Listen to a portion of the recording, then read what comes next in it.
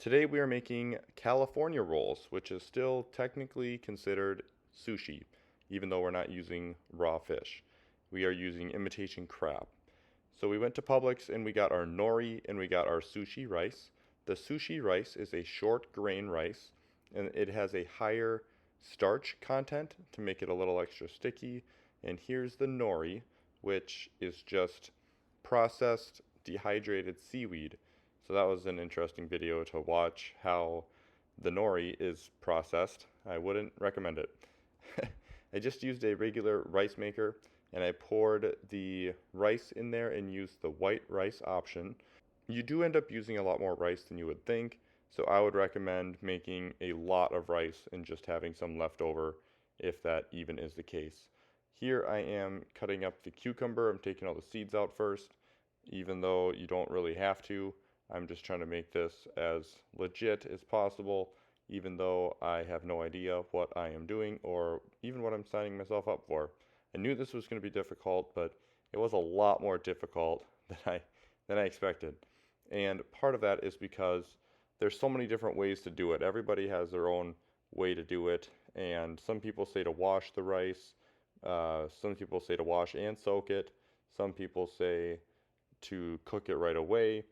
I ended up just cooking it right away without washing it or soaking it because they said that that would be the best chance of it being as sticky as possible, and I did not understand that it needs to be sticky, but I mean, I can't even explain how sticky this rice was. It was impossible to even work with. It was so sticky. So the rice could have been rinsed, and I think it would have been okay. The other thing that I want to mention is let the rice sit for a little bit, let it cool off, and make sure you add some rice vinegar. I don't know how I missed that, but I did not add rice vinegar to the rice. I think that would have made this a whole lot better, but again, I never added any, so it was still okay. When I rolled my sushi, I used a parchment paper. You're supposed to use a special board, and the board is like bamboo sticks, and it's wrapped in plastic, but the parchment paper is a great alternative if you don't want to invest in the board or if you don't have the board. I rolled it in parchment paper and cut it while still wrapped so that it would stay rolled kind of tightly, and then I just cut through it and grabbed a new piece of parchment paper every time. You don't have to leave it in the parchment paper, but that rice is super sticky. So when I'm trying to cut through it with a knife, as soon as it touches that rice, it kind of starts to pull it away. So I left it wrapped in the parchment paper and it did cut a little bit better. We also made some more sushi with the sushi roll inside out, and that worked pretty well also.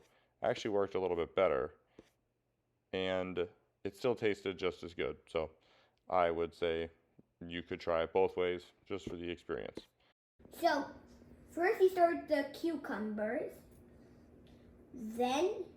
First you actually start with these, the crab, then the cucumber, then you do the avocado at the end, the last.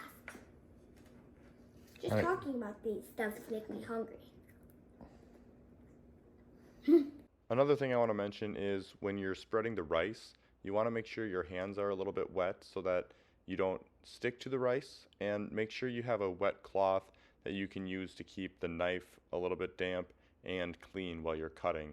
We served this with wasabi and pickled ginger and then some soy sauce, and it did turn out good. We did enjoy it, but I think the rice vinegar would have really added a lot of flavor. I would have used more sesame seeds, and I definitely would have rinsed the rice. I think it would have all came out a lot better.